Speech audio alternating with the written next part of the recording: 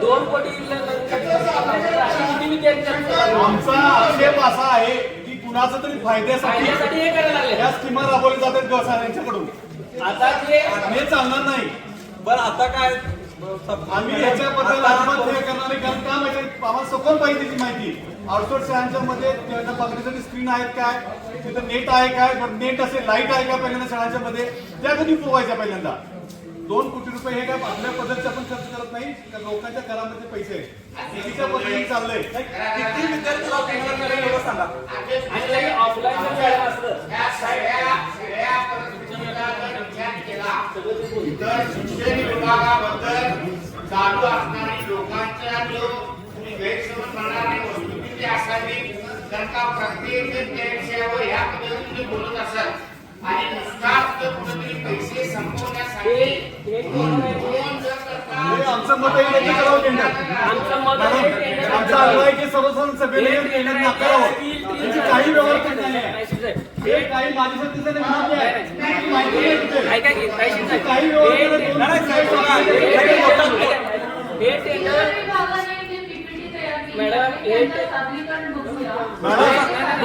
खर्च करण्यापूर्वी याची व्यवहारिकता तपासावी असं आमचं मत आहे.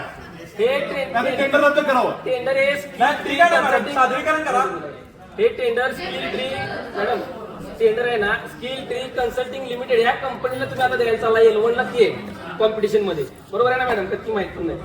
पण ती कंपनीचं ऑफिस आहे गुरगाव हरियाणा आणि ती येऊन कोल्हापुरात काम करणार.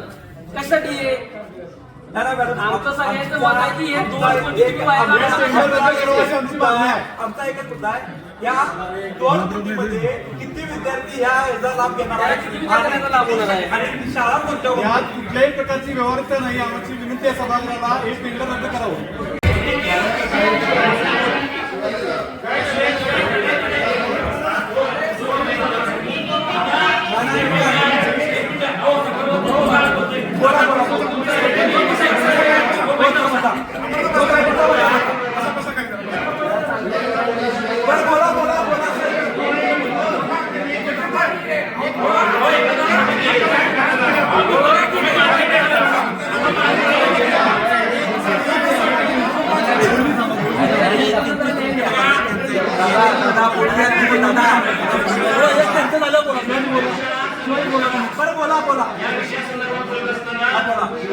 आता जी माहिती मिळाली त्या पद्धतीने हा निधी डीपीडीसी कडनं आलाय, त्याच्यासाठी योजना आखली असं त्यांचं म्हणणं आहे. बरोबर आहे. बरोबर आहे.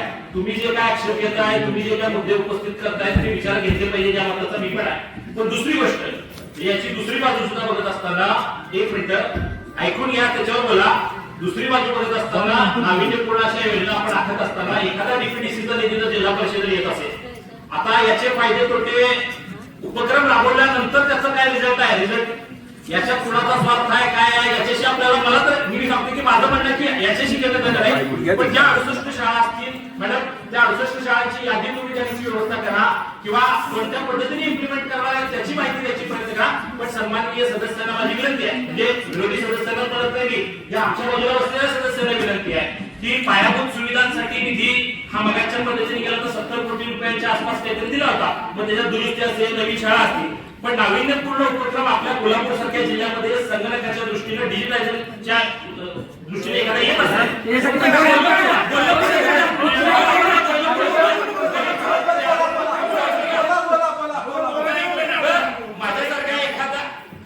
माझ्यासारख्यांचं म्हणणं असं आहे की आज या सभागृहामध्ये चांगल्या शिकलेले तरुण सारखे आपल्यासारखे एक सदस्य मोठ्या प्रमाणात त्या ठिकाणी आले.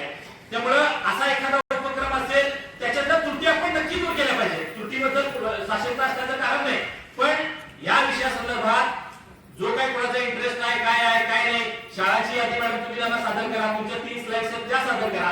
पण आपण या मुद्द्याला विरोध करून हा निधी परत पाठवणार आहे का? निधी परत पाठवायचा विषय नाही इथं साहेब. अहो दादा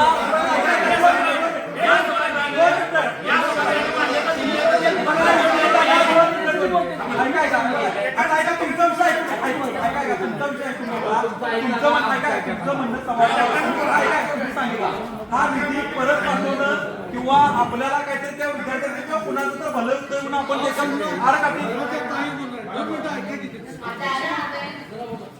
जूनला शाळा सुरू झाल्या त्या दिवशी करंबळे या गावामध्ये त्यामध्ये करंबळे या शाळेला भेट दिली तर तिथं स्वच्छता ग्रहांच्यासाठी आपल्या सीओनी पत्र काढलंय की ग्रामपंचायतीचे शिपाई असतात त्यांनी जाऊन तिथली स्वच्छता करावी हे ग्रामपंचायतीची जर करत नसतील आता इथे सरपंच झालेले बरेचसे आपल्या इथे सदस्य आहेत त्यांना माहिती आहे तिची परिस्थिती तर ते शाळेत जाऊन किती करतील हा प्रश्न आहे आठवड्यात 2 दिवस जातील काय अगोदर हा प्रश्न आहे त्यांची स्वच्छता तशी करण्यापेक्षा दुसरा पर्याय काय शोधता येतो या बघा. मॅडमच्या प्रश्नाचं उत्तर द्या. मी फक्त शिवाजी बोलतो. हा, बोला. एक शिक्षण विभागानं त्यामध्ये चांगला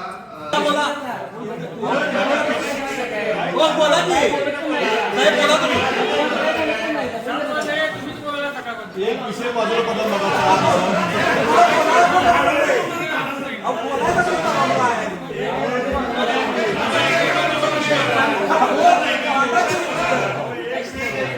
एक विषय उपाध्यक्ष एक विषय बाजूला पडा लागला.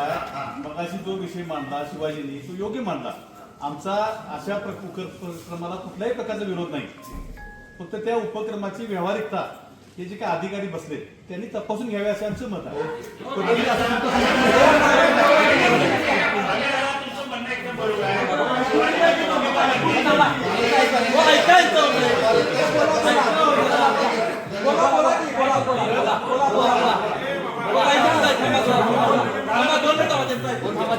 अभिजातांनी ही भूमिका मांडली, शिवाजीने पण त्याच्यावरती काहीतरी भूमिका मांडली. आमच्या समाजाचं एकच मत आहे, एखाद्या नागरिक पूर्ण योजना जर आपल्या जिल्ह्यामध्ये राबवत असतील तर त्या नक्की त्याच्या ज्या त्रुटी असतील त्या अडचणी असतील त्या दूर करा आणि त्या योजना पुढे राबवाव्या जेणेकरून त्या डिग्रीच्या जिल्ह्याला आपल्याला या ठिकाणी मिळतं. आणि जिल्ह्यामध्ये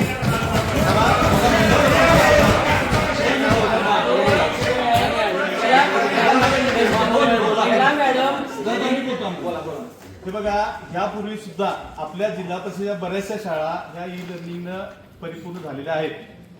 त्याचं जर तुम्ही काढून रेकॉर्ड जर बघितलं मला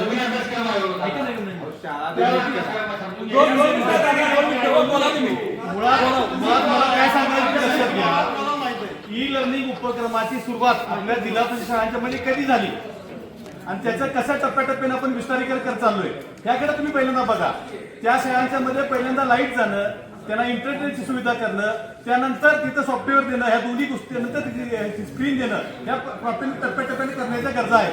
आता आपण इकडे बघा दुसरी गोष्ट NCERT-नं त्यासाठी चांगल्या पद्धतीचं सॉफ्टवेअर मोफत डेव्हलप केलेलं आहे. आपण यापूर्वी जिल्हा परिषद शाळांच्या मध्ये ज्यावेळी ई लर्निंग सुविधा राबवली त्यावेळी आपण सॉफ्टवेअरवरती 1 रुपयाचा जिल्हा परिषद खर्च केलेला नाही. त्यासाठी NGOच्याकडून मदत घेतलेली आहे. बरेचसे याच्यातले NGO आहेत की ज्या ई लर्निंगसाठी तुम्हाला सॉफ्टवेअरसाठी मोफत उपलब्ध करून देणारे आहेत. फक्त त्यांना मटेरियलची गरज आहे आणि अशा वेळी आपण 2 कोटी रुपये त्यावरती खर्च हाच प्रोजेक्ट खर्च केला अधिक चांगल्या